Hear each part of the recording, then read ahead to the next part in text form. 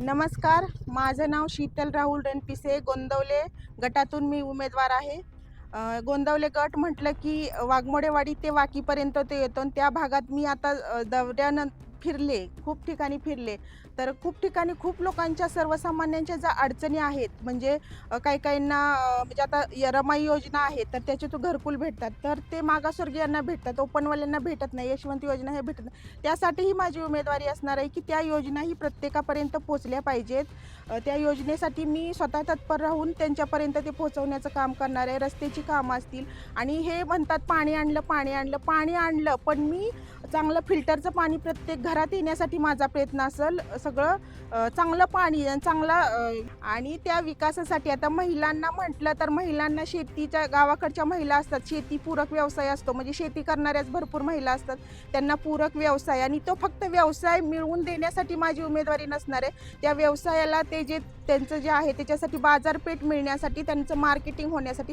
कारण माझाही व्यवसाय आहे, मीही मानगंगा मसाले माझा व्यवसाय आहे. तर ती व्यवसाय मी करते, मसाले सर्व तयार करते, पण ती मार्केटमध्ये नेण्यापर्यंत माझी पोहोचच जात नाही. आणि त्याच्यासाठी मी खूप प्रयत्न केले, पण तिथपर्यंत मला पोहोचता येत नाही. आणि सर्वसामान्य महिलाही करतात, कष्ट करतात, कुरडया, पापड, मसाले, चटण्या जे करतात त्यांना व्यवस्थित मार्केटिंग भेटत नाही आणि त्याच्यामुळे त्या सर्व मागास राहिलेल्या आहेत. तर त्यासाठीही मी प्रयत्न करीन आणि त्यांना चांगले मार्केटिंग, त्यांना त्यांचा जो माल आहे त्याला व्यवस्थित दर्जा मिळावा ह्याच्यासाठी मी काम करणार आहे.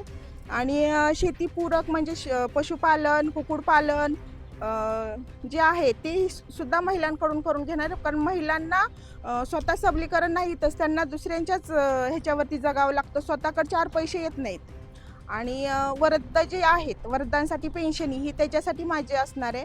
आणि जी आपल्या समोर आहेत प्रस्थापित, त्यांना मी आव्हान करते की ही जनसामान्य विरुद्ध धनसामान्याची लढाई आणि त्याच्यात विजय हा जनसामान्याचाच होणार आहे.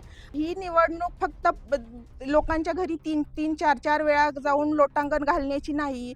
5 वर्ष तुम्ही काय करणार आहे ते लोकांना समजून सांगा. की 4 वेळा म्हाताऱ्या माणसांच्या पाया पडले. लोक म्हणतात 4 वेळा येऊन गेले, 3 वेळा येऊन गेले, पण लोकांना ती कशासाठी नक्की उभे आहेत तेच माहिती नाहीये, त्यांचं विजनच माहिती नाहीये. ते लोकांना कळू द्या ना. तुम्ही फक्त पाया पडून निवडणूक जिंकणार आहे का?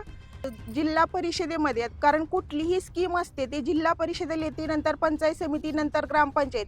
तर ह्या स्कीमविषयी त्यांना माहिती आहे का? जिल्हा परिषदेला कोणत्या कोणत्या स्कीम आहेत, सर्वसामान्यपर्यंत त्या कशा पोचवायच्या आहेत आणि त्या कशा रीती त्यांना त्याचं हे उपभोग घेणार आहेत ते प्रत्येकजण. कारण कुठलीही योजना फक्त कागदावरच असते, त्यांना माणसांपर्यंत ती पोहोचतच नाही.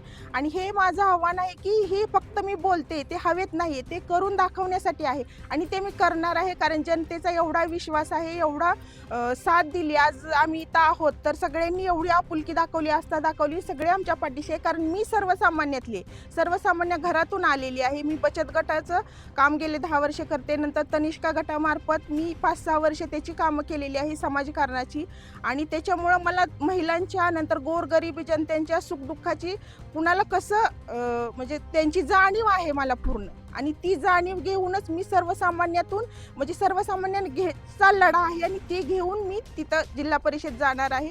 आणि ती प्रत्येक योजना प्रत्येक घरापर्यंत पोहोचवण्याचं माझं काम असणार आहे. तर आम्ही फिरतोय सगळ्या गावात, म्हणजे आता एवढी 17 गाव आहे, ती 17 गावातून फिरतोय. तर सर्वसामान्य लोक आम्हाला जिंकण्यासाठी प्रतिसाद एवढा छान भेटतोय की गोरगरीब लोक की आम्ही त्यांच्यातले आहे, त्याच्यामुळे त्यांना आमची जाणीव आहे, आम्हाला त्यांची जाणीव आहे. आणि ते आम्हाला प्रतिसाद खूप चांगला देतात. आणि तसंच खास प्रतिसाद कायम राहावा आणि खूप घड्याळ पुढे बटन दाबून सर्वांनी मतदान करावं.